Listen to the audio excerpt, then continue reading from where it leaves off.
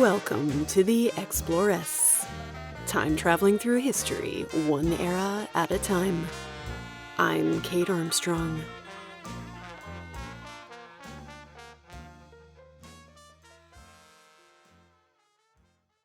It's 1922, and you're on a stakeout in New York City, standing in the shadows on the corner of West 52nd. If you believe the rumors, this spot is home to more than 30 illegal speakeasies. You squint at the suspiciously long line of patrons queuing up outside the bodega. You doubt they're there for candy bars and cigarettes this late on a Wednesday night. You swallow your nerves as you watch another tipsy group of girls disappear into the bodega. Then you smooth down your dress, pat your purse to make sure your flask and funnel are easily accessible, and you join the line.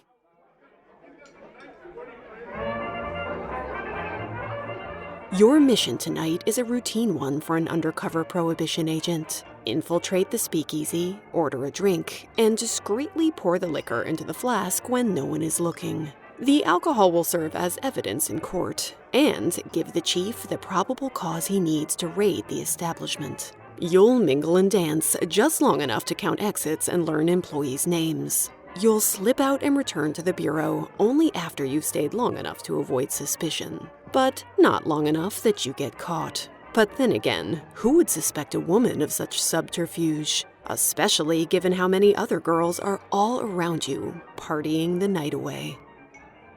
Lots of women fought to make America dry. They stood at the forefront of the temperance movement, campaigning to get rid of alcohol. They were a big reason why Prohibition became a constitutional amendment. They fought for it in speeches and marches and helped police it as law enforcement agents. What was it about the cause that called to so many women? What made them hitch their wagon to this monumental task? In our next few episodes, we're going to dive into 1920s Prohibition and look at it through the eyes of the women who fought for and against it, raising their voices to get the law passed, and using their wiles and courage to subvert it. Grab your axe, a badge, and a righteous attitude. Let's go traveling.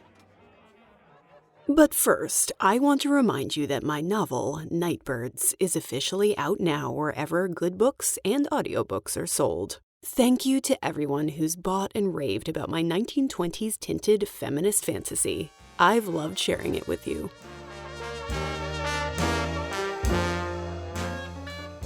Now a shout out to some of my patrons. My newest boss ladies, T. Klein 23 and Tara. My newest lady president, Cassie. My warrior queens, Alexis, Amanda, Kate, Ika, June, Neve and Sloan, and Samantha. My imperial empresses, Bridget, Katie, Faye and Whimsy Soapworks, Samara, and Teresa. And my lady pharaohs, Cheryl, Sophie, Kate, Laura, and the fabulous Courtneys. Patrons play a huge role in keeping this show going. For just a couple of bucks a month, they support an independent creator and get access to exclusive bonus episodes, contests, the Explorers calendar, giveaways, full interviews with guests, and more. To find out all about it, just go to my website.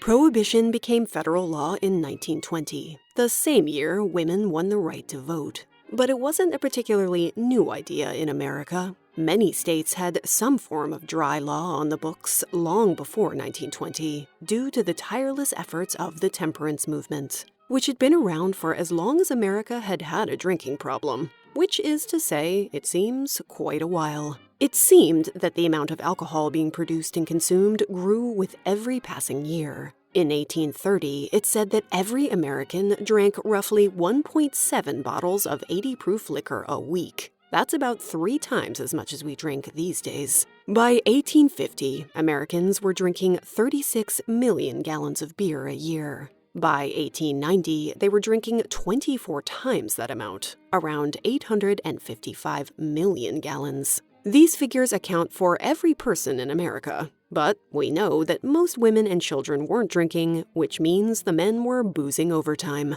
Why were American men drinking so much? Well, most spent their days doing back-breaking labor for 12 hours a day for very little pay, in a period where labor laws were few and far between. Many looked forward to quitting time, understandably, when they would get a drink or three at the local saloon, a male-dominated space where they could relax and forget their troubles. Many were also first-generation immigrants, as massive numbers of German and Irish migrants settled in the U.S. in the latter half of the 19th century. They opened saloons in their neighborhoods, as drinking was an integral part of their cultures. 80% of saloons were owned by first-generation Americans, which is why some temperance reformers encouraged Congress to restrict immigration. They thought it would curb the country's drinking. Or were some of them just trying to keep foreigners at bay? Xenophobia was rampant in the early 1900s, a reaction in part to the way immigration caused the U.S. population to swell by more than 40%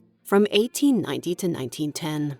But most temperance reformers decided the saloon, not the immigrants that frequented them, were the target of their righteous wrath. These dens of vice and sin were everywhere. There were an estimated 100,000 of them in the U.S. in 1870. By 1900, there were almost 300,000. Saloons were social spaces associated with male camaraderie, and they offered male patrons a variety of vices to indulge in: alcohol, gambling, and consorting with women of the evening, giving them rather unsavory reputations. Instead of going home at dinner time to be with their families, men would drink away their paychecks and come home drunk, much to the chagrin of their wives. Most women hated saloon culture, as they're the ones who paid the price for it. Alcoholism meant an increase in domestic violence, the spread of venereal disease, and even sometimes a husband's untimely death. But the most common and frustrating result of alcoholism was that a man's family had to go hungry because he, as the main breadwinner, drank all his earnings at the bar. This was an especially dire situation, given that American women legally couldn't have their own bank accounts and didn't make nearly as much as men. Your husband was in control of your family's finances, and there was no way to stop him from spending all your money on booze, short of dragging his sorry rear end out of the bar yourself. Oh wait, you couldn't even do that. Many saloons specifically banned women from entering to preserve the rowdy, rough-and-tumble culture of the establishment. And as a result, drinking in public became a very gendered activity.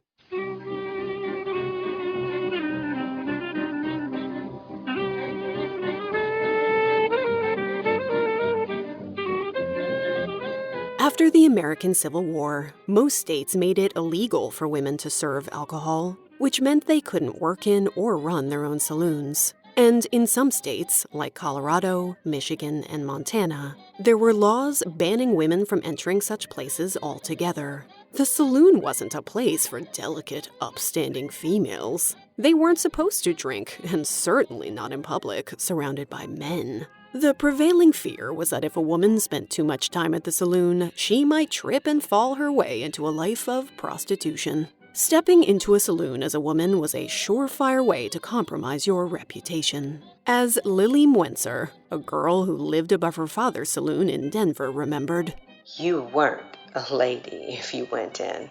This notion was so strong in America that when temperance reformers entered saloons to record drinking habits for their research, they were often met with jeers and rather uncomplimentary names. It was yet another example of the kind of antithetical gender roles that 19th century society loved to dote on. Men were strong, women were delicate. Men drank, women didn't. This notion about boozing it up being unwomanly was rife in the lead-up to the 20s. We ladies could technically buy alcohol. "You don't have to leave, but you can't stay here," was a common policy among saloons regarding women looking for a tipple. They didn't mind taking women's money, as long as they didn't take a seat at the bar. They'd often sell ladies' bottles at the back door before shooing them right away. "Go home, please, little lady." In states that hadn't already banned women from entering saloons, they were still barred from the front, where the bar was. They were allowed to go to the back room to eat lunch with family or friends, especially in rural areas, where the local saloon often doubled as a restaurant and social club. These types of saloons still didn't want ladies entering through the front door, though, so they created ladies' entrances, so their presence wouldn't disturb the patrons. How considerate. Most women didn't want into the saloon anyway. A huge number of ladies wanted to ban the sale of alcohol altogether. They saw these dens of vice as the root of many of their problems. So they did the same thing that many angry women have done before them. Stopped waiting around for men to solve the problem and started a club so they could fix it themselves.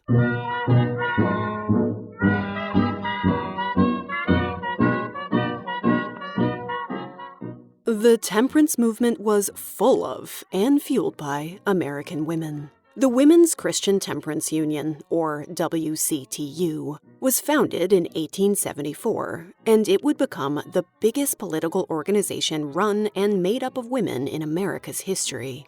It wasn't the first temperance organization in America. Religious reformers had long been advocating for temperance. And what with their position as society's religious and moral leaders, women had always gravitated toward the cause. Before the Civil War, most people fighting for temperance were men looking to curb utter drunkenness. But women didn't just want people to stop getting sloshed. They wanted them to abstain entirely. Moderation and self-control were the guide words of the day. The notion that women had a distaste for drinking was rife in America. As one contemporary said of the American gentleman, he thinks it ungallant to drink anything stronger than water in a lady's company. Some women were so married to temperance that they'd turn a suitor away if he drank. It was a deal breaker. As a popular saying from the turn of the century had it, "Lips that touch liquor will never touch mine." Advocating for temperance was often one of the only acceptable avenues through which women could become involved in politics. In the 19th century, suffrage and temperance were deeply entwined. A lot of the women who joined the fight for the vote did it because they wanted to get temperance on the political agenda. And the movement had made some moderate gains before the WCTU came along. Maine passed the first state prohibition law in 1846, for example. And the political party known as the Prohibition Party was founded in 1869. But the WCTU changed everything. With a platform based on tackling public health issues such as prostitution, alcoholism, and consumption, or tuberculosis. The WCTU's purpose was to create a sober and pure world through abstinence, temperance, and evangelical Christianity. I mean, good luck with that. If this mission statement makes you think of quiet, church-going housewives, you're in for a rather rude shock. The WCTU was born from some seriously pent-up female rage that erupted into violence during the summer of 1873. In what came to be called the Women's Crusade, masses of fed-up ladies took to the streets to call for temperance in more than 900 communities in 31 states around America. They marched in front of saloons, preaching about the evils of alcohol and praying for the souls of the male patrons inside. Talk about a real buzzkiller. Anna Gordon, who will be president of the WCTU when Prohibition starts, will remember the large-scale protests by saying, "As if by magic, armies of women, delicate, cultured, home women, filled the streets of cities and towns of Ohio, going in pathetic procession from the door of the home to that of the saloon, singing, praying, and pleading with the rum sellers, with all of the eloquence of their mother hearts." These women were so desperate to convince men that alcohol was destroying families that they broke societal conventions, left their homes, and began publicly admonishing them. Before long, they realized that their prayers weren't doing all that much of anything, and they decided to see if weapons could prove more effective. In hundreds of communities, women began pelting saloons and the men inside them with rocks and sticks to make their feelings crystal clear. Then they realized that axes might be even better in getting their point across. When a courthouse in Washington, Ohio, finally closed 2 saloons thanks to the pressure of the local crusaders, contemporaries wrote that, Axes were placed in the hands of the women who'd suffered the most, and swinging through the air, they came down with ringing blows, bursting into the heads of the cast and flooding the gutters of the street. One temperance reformer made rather a career out of wielding a hatchet. Carrie Amelia Moore Gloyd Nation's first husband died of alcoholism after only a year of marriage, leaving Carrie a widow and a single mother at just the age of 22. She was a passionate woman with fierce religious convictions. And the two things she hated most in this life were corsets, she refused to wear one, and alcohol. She spent a lot of her time in church, running her hotel, housing and feeding the needy, and volunteering as a jail evangelist. Spending time with the men in lockup brought home to her just how big an issue alcoholism was. It was illegal to make or sell intoxicating liquors in her home state of Kansas, and yet most proprietors of saloons served alcohol as they pleased, simply paying the monthly fine of $100 and moving on. The law was letting them down, she decided. Someone needed to go further. She began her own chapter of the WCTU, even speaking with the state attorney general, all to no avail. That's when Carrie decided to put down her pen and pick up her hatchet.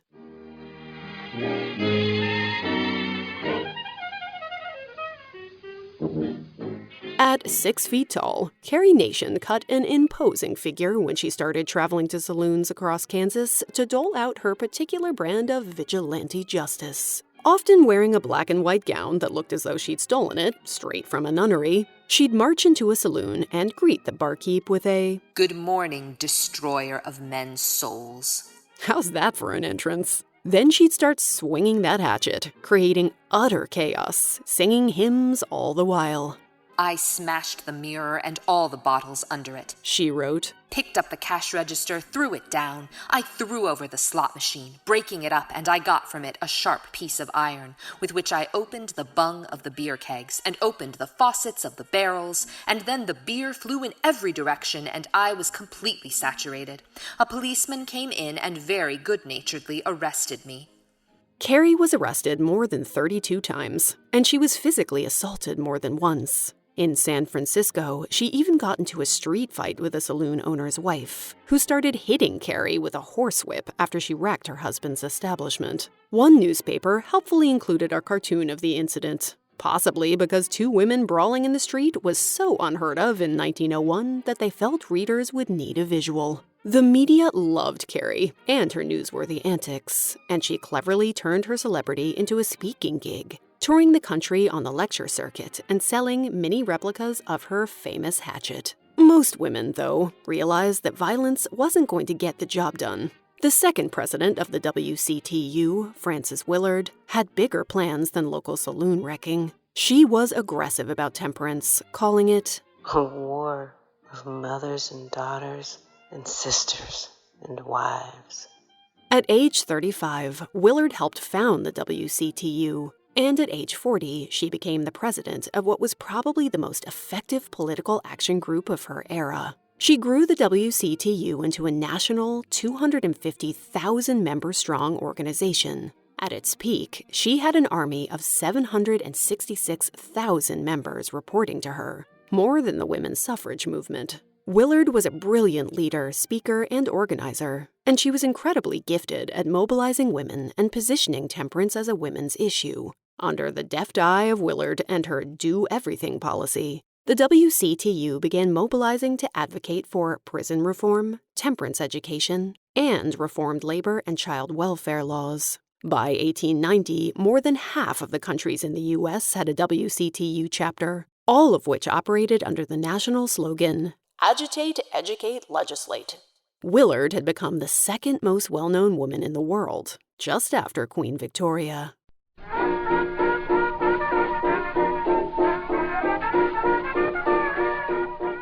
Part of what made the WCTU so successful was that it was one of the first national organizations that both black and white women could join. Although the WCTU's leadership was primarily white, many black women joined, and for the same reason white women did. They wanted to prevent alcoholism from causing their families to slide into poverty. Several black women emerged as leaders, including Lucy Thurman, the WCTU's only black founding member. Early on, she established the WCTU's National Department of Colored Work, where she worked alongside other black temperance activists like Frances Harper. However, despite the progressive inclusion of black women, the WCTU was still divided along the color line and plagued by racism, at a time when racial violence and segregation were rampant. Lucy and Frances had to fight continually for funding and support, and they often faced difficulty in getting white women to help organize black WCTU chapters. President Willard herself was taken to task by none other than anti-lynching activist Ida B. Wells, after Willard made a series of racist comments about how inebriated African American men posed a potential threat to the safety of white women. Yikes. To make matters worse, Willard made the comments as part of her efforts to garner more WCTU support in the South, and Wells publicly admonished her for spreading negative stereotypes. In a period when the Ku Klux Klan was experiencing a major rebirth, Ida B. Wells documented and publicized hate crimes and lynchings, and pushed the WCTU to pass a series of anti-lynching resolutions. Nonetheless, the WCTU compromised on the race issue more than once to garner the support of Southern white women. And they allowed Southern chapters to segregate based on race, although the National Convention sat black and white delegates equally. And while Frances Harper continued to push for white and black women to work together, she also recognized that many black ladies of the WCTU preferred to do their work without the help of their white colleagues, so they wouldn't have to navigate racism in the workplace. The WCTU had some great early successes. They petitioned state representatives to enact organization-sponsored bills, many of which involved enacting county dry laws or establishing educational mandates that schools should teach children about the evils of drinking. Anna Gordon, Willard's private secretary, firmly believed that educating the youth was the key to temperance, and she wrote popular songs and children's books on the topic, selling thousands of copies to help fundraise. This was some impressive political activism for a group of people who couldn't yet vote. But Willard was convinced that only some form of legal prohibition would make temperance a reality, and no such prohibition would ever be achieved without the votes of women. Willard wasn't alone in her thinking. Many temperance activists recognized the importance of suffrage to their cause. Carrie Nation told the Kansas legislature, "You refused me the right to vote, and I had to use a rock." And Susan B. Anthony, that stalwart leader of the women's suffrage movement and a supporter of temperance, believed The only hope for prohibition was putting the vote into the hands of women. Thus, suffrage was one of the many causes the WCTU advocated for, as they recognized that a woman's right to vote was intrinsic to fighting for temperance. And they argued that a woman should be able to vote for her family in case her husband was too drunk to do so. The WCTU felt so strongly that the vote was the key to prohibition that they were one of the first organizations to employ a professional lobbyist in Washington, and their tactics seemed to be working. The president of the National Retail Liquor Dealers Association so feared Willard and the political power of the WCTU that he announced, "Gentlemen, we need fear the Women's Christian Temperance Union and the ballot in the hands of women. Therefore, gentlemen, fight women suffrage." Rude. The WCTU laid the groundwork for prohibition, but it wasn't the organization most responsible for the 18th Amendment. That distinction lies with the Anti-Saloon League, founded in 1893. The ASL used a combination of fundraising, campaigning, intimidation, and backroom deals to push their prohibition agenda. They focused primarily on placing dry congressmen in office and employed a PR department to spread their message nationwide. Their publishing arm cranked out 250 million pages of material a month. They were also supported by the deep pockets of wealthy industrialists like John D. Rockefeller, who supported prohibition. It's not so much that they were concerned about workers' health. They believed alcohol slowed down their work, and they thought that if workers were no longer able to spend their money at the bar, they wouldn't keep pushing for higher wages. Yep, that sounds about right.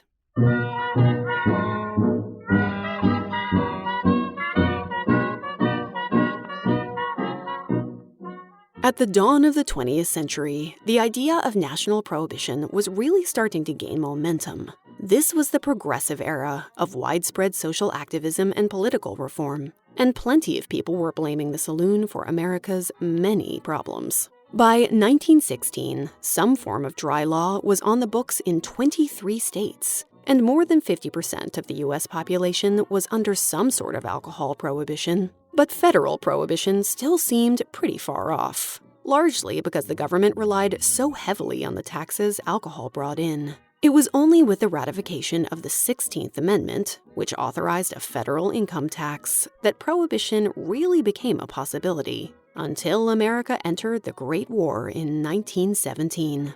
National sentiment turned against German Americans, which was worrying for the country's biggest breweries. The beer industry was huge in America, producing some 900 million barrels a year, and the highest ranks of the industry were dominated by German-American beer barons like Adolphus Busch. The government began pumping out anti-German propaganda to aid the war effort. Shunning beer became a patriotic act.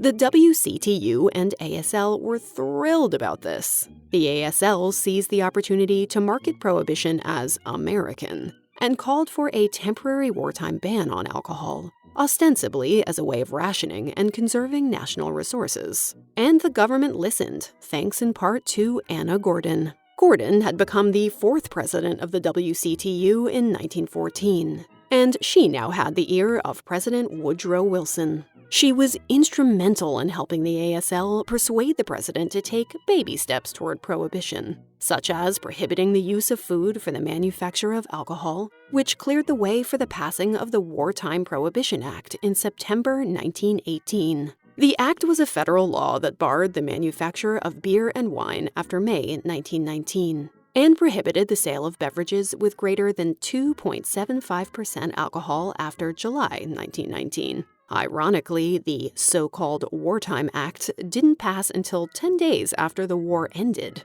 But hey, no takebacks. After that, the ASL moved quickly. They drafted the 18th Amendment and helped usher it through both houses of Congress in December of 1917. Now that the amendment had been passed by the Senate and the House, the final step was to have it ratified by at least 36 states. All constitutional amendments must be ratified by a 3/4 majority among states before they can be enacted. Thanks to the ASL's years of installing dry politicians in positions of power, on January 16, 1919, just over a year later, the 18th Amendment was ratified. After 1 year from the ratification of this article, the manufacture, sale, or transportation of intoxicating liquors within, the importation thereof into, or the expiration thereof from the United States and all territories subject to the jurisdiction thereof for beverage purposes is hereby prohibited. And thus the countdown began, and the most ambitious attempt to regulate morality and behavior in America officially became the law.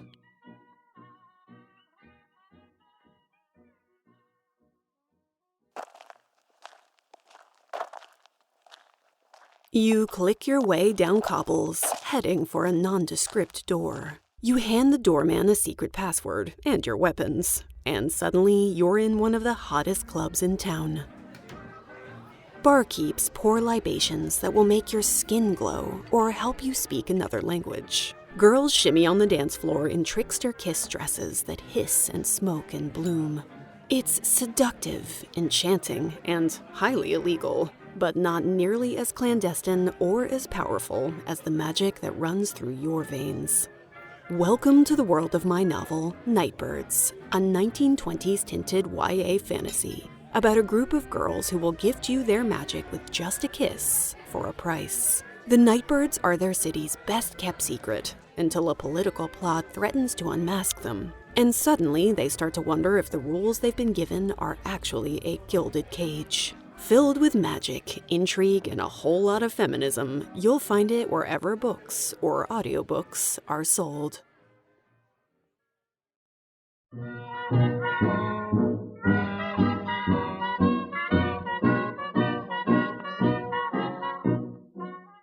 Temperance reformers were elated. Anna Gordon remarked, All of us everywhere, men, women, youths, maidens, boys, and girls, may pull together toward the goal of a world made wider for women, happier for humanity, safer for little children, a world commercially more prosperous, a world with better health and bigger wealth, a world in which prohibition, purity, and peace eventually shall triumph over discord, disease, and death.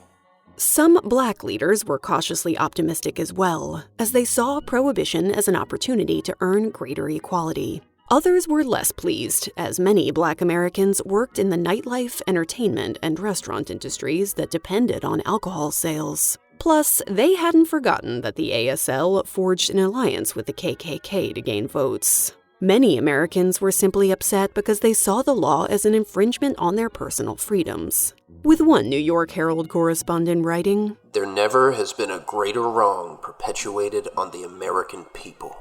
And yet, for all the angry Americans who felt blindsided by the 18th Amendment's sudden passage, there wasn't enough organized resistance to fight it, as George Ade lamented. The non-drinkers had been organizing for 50 years, and the drinkers had no organization whatsoever.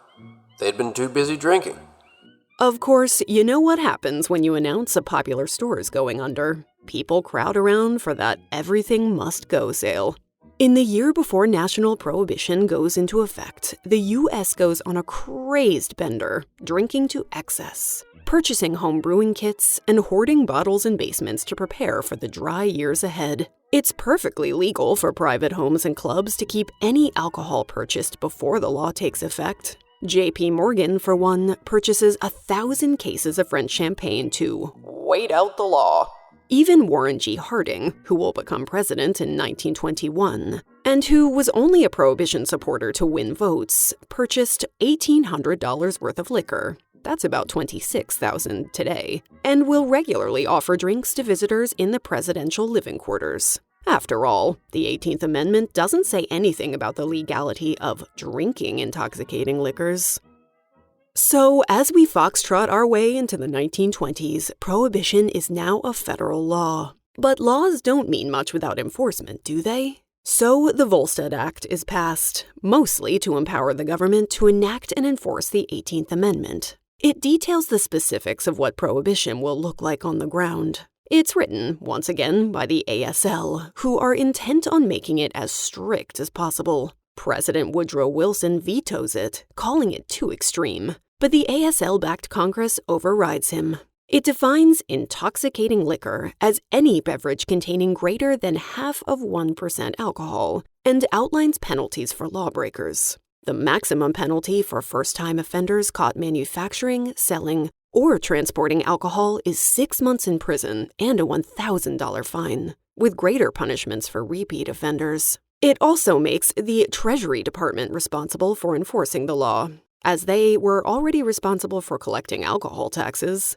and the Bureau of Prohibition was created as a division of the IRS.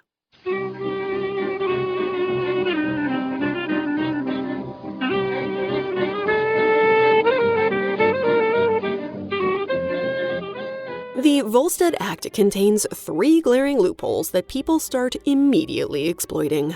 The first is that farmers are allowed to manufacture fruit juices into alcohol to preserve their crops without having to pay taxes. This means that people can legally produce up to 1,000 bottles of hard liquor or wine for home consumption a year. Grape producers jump right on this bandwagon, creating dehydrated concentrates of crushed grapes and compressing them into a solid known as a grape brick. You can purchase it to make grape juice, which is why it's still technically legal. But let's be honest, most people are buying it to make themselves some wine. One company's brick package even includes a hot tip in the form of a warning label that reads, After dissolving the brick in a gallon of water, do not place the liquid in a jug away in the cupboard for 20 days, because then it would turn to wine.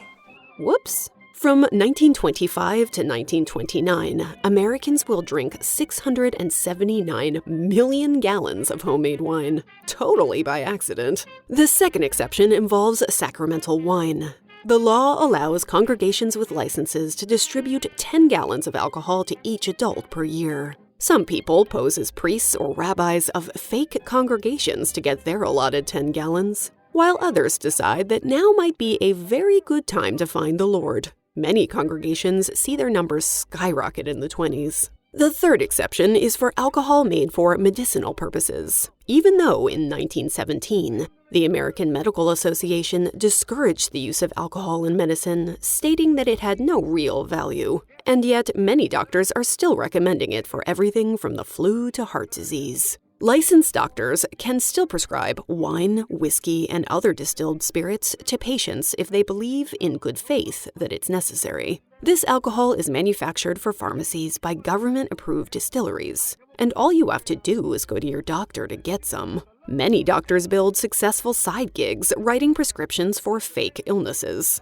which you then take to the pharmacist, pay $3, a little over $40 today, and collect your allotted 1 pint of liquor for every 10 days. Refills aren't allowed, but many pharmacists make bank by conveniently forgetting to cancel prescriptions. Sometimes doctors simply write separate ones. No wonder Walgreens went from having only 20 stores in 1920 to 525 by 1929. These 3 loopholes aren't the only problem with the Volstead Act. It calls for anyone accused of any violation to undergo a jury trial, which drowns the federal court system in a veritable flood of petty cases. The ASL also grossly overestimated the cooperation of state and local law. The Treasury Department is expected to police the borders to prevent smuggling, make raids and arrests, license the manufacture, storage, and distribution of legal industrial alcohol, and monitor the dispensation of medicinal and sacramental liquor, all on a tiny first-year budget of $4.75 million. Throughout the 1920s, agents consistently complain about how hamstrung they feel by the lack of funding, with one New York agent saying, "It will take a great deal more money than the government will ever consent to make it dry."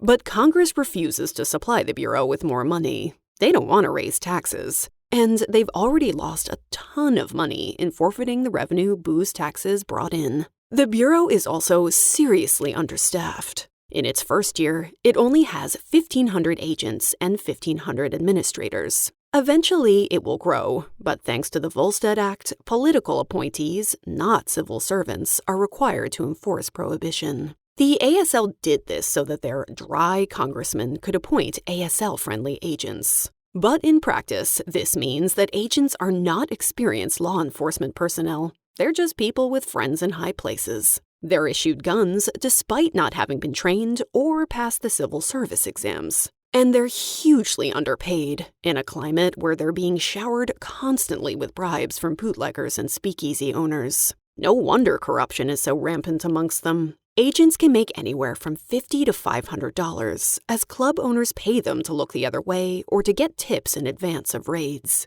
This problem is so extensive that on nights before raids are scheduled, Bureau headquarters cuts off their outgoing telephone service to prevent tips from being phoned out. Many prohibition agents quickly learn that there is even more money to be had from going dirty and working the system than from simply accepting bribes. Some of them seize liquor in a raid from one club just to sell it to another. Others seize the liquor, then sell it back to the original owners for a wildly marked up price. A few agents even switch sides entirely. When the San Jose bar in San Francisco was raided, a police officer's service revolver was found, leading investigators to believe that local cops had been running it. Another agent quit the Bureau to open his own speakeasy in Greenwich Village after having learned the trade firsthand.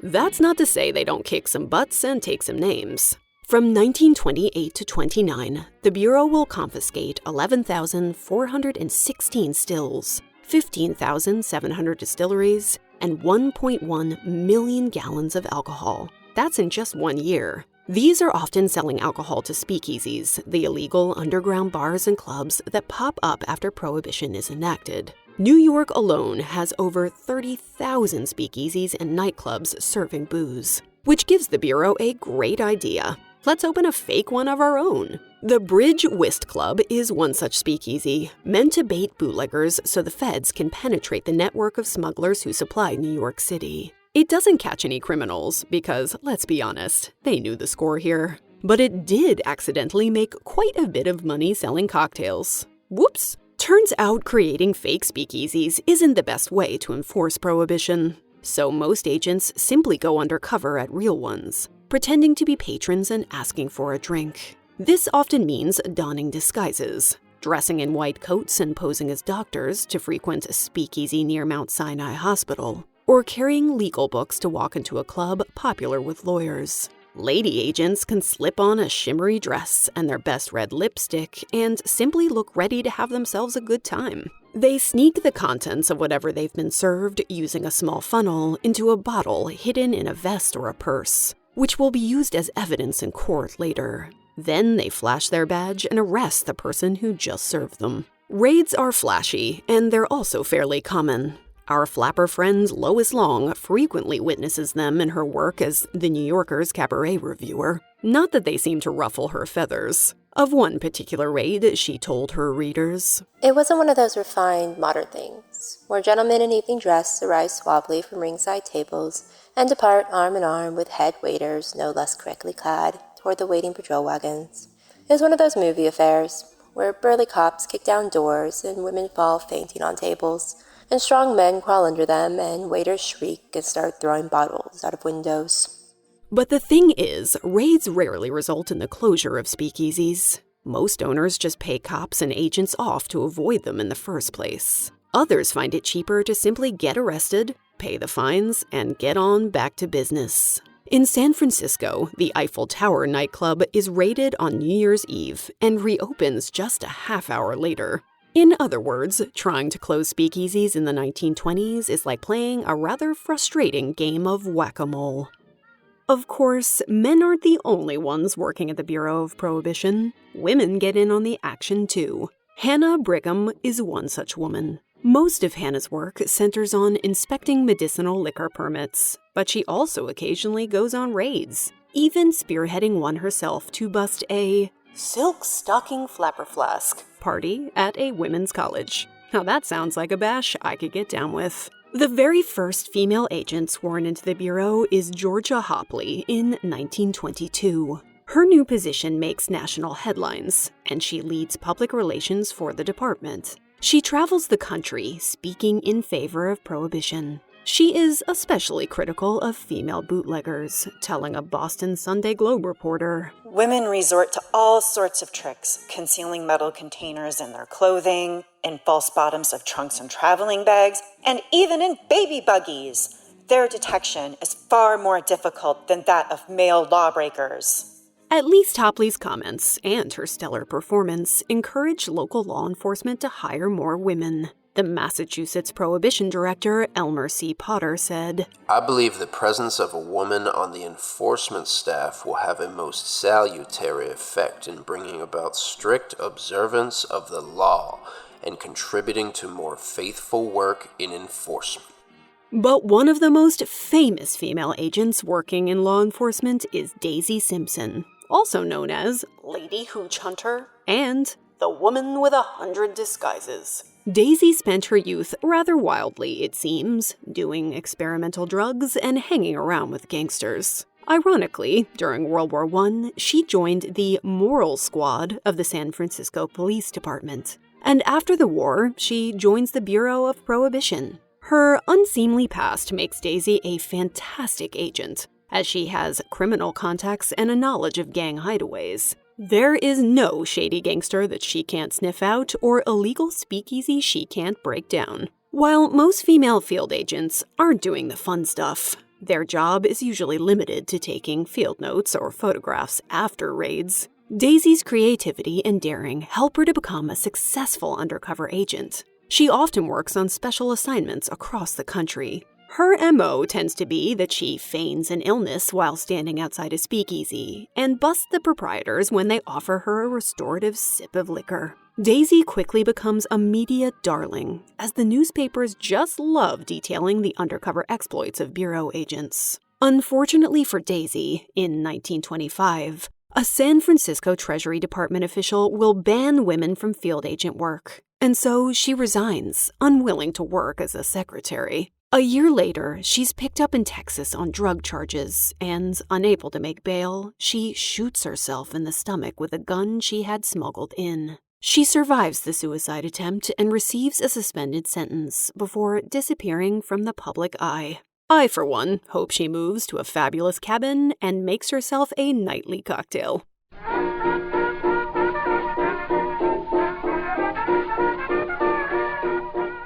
And then there's the woman who worked harder than any other in bringing prohibition to bear, a woman named Mabel Walker Willebrandt. She didn't think a whole lot of the approach of targeting saloons and speakeasies. When it came to busting lawbreakers, she remarked, "There's one way it can be done. Get at the source of supply. And she has the authority to do it. In 1921, at 32 years old, Mabel is appointed by the president to the position of Assistant U.S. Attorney, and thus she becomes the highest-ranking woman in the federal government. Damn, girl! She isn't thrilled with the job, to be honest. She doesn't even personally support Prohibition, and she resents being so intricately linked with it. But she is a hard worker, and likes to see a thing done properly. "Give me the authority and let me have my pick of 300 men," she said. "and I'll make this country as dry as it is humanly possible." Which she does, so ferociously that she features on the cover of Time magazine with the rather interesting nickname, Mrs. Firebrand. She thinks the path to success is to stop busting the places that sell liquor and instead to go straight to the people who are making it. She wants to target the bootleggers, rum runners, and tax evaders. I know them, and I know how they could be cut off. I have no patience with this policy of going after the hip pocket and speakeasy cases. That's like trying to dry up the Atlantic Ocean with a blotter. She argues more than 40 cases before the Supreme Court, presides over a staff of 100 people, and is involved in 600,000 federal prosecutions from 1920 to 1933. Girl's busy. She successfully argues that income made in the course of illegal activities should be taxed, which enables her to bring tax evasion cases against gangsters such as Al Capone. She is frustrated by a lack of resources and coordination, but she still makes bootleggers tremble. When Collier's magazine publishes a profile of Willebrandt in 1924, it reads, "I know a way to make a wise bootlegger in the United States shiver in his boots. How? Easy. Just slip up behind him and whisper, 'Miss Willebrandt is after you.'"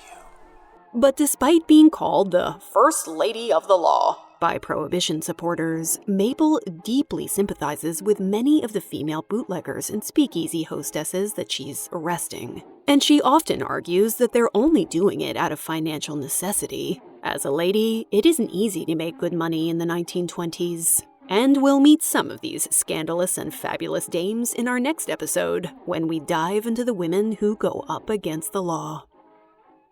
Women were one of the driving forces behind Prohibition. It couldn't have become law without them. But the thing is, for every woman that supported it, there was another who didn't. Many women drank during Prohibition, sipping cocktails at speakeasies. And many others openly engaged in criminal activity, serving as moonshiners, bootleggers, and speakeasy owners. And as the decade dragged on, there were some women who initially supported Prohibition who became key in dismantling it. Join us next time as we hang out with some of the women who defied Prohibition.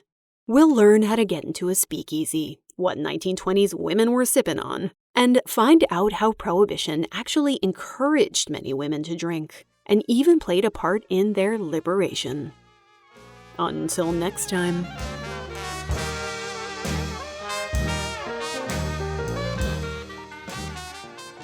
Thanks for listening.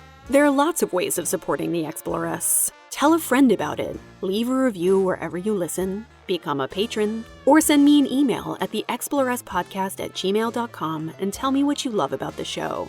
I always love hearing from you. Much love to Carly Quinn, my research and writing assistant, without whom this episode wouldn't have been possible. And of course, don't forget to check out Nightbirds. You can buy it or listen to it wherever good books are sold. You'll find show notes for this episode on my website, theexploresspodcast.com, where you'll find a transcript, lots of images, a list of my sources, and more. On social media, you're most likely to find me on Instagram at The Exploress Podcast, and every once in a while on Twitter and Facebook. Thanks as always to Paul Gablonsky, aka Mr. Exploress, for my theme music and logo, and to the following legends for their vocal stylings: Brittany, Kim, Cassie, Veronica, Cecilia, Jessica, Detra, Andrew, and my brother John.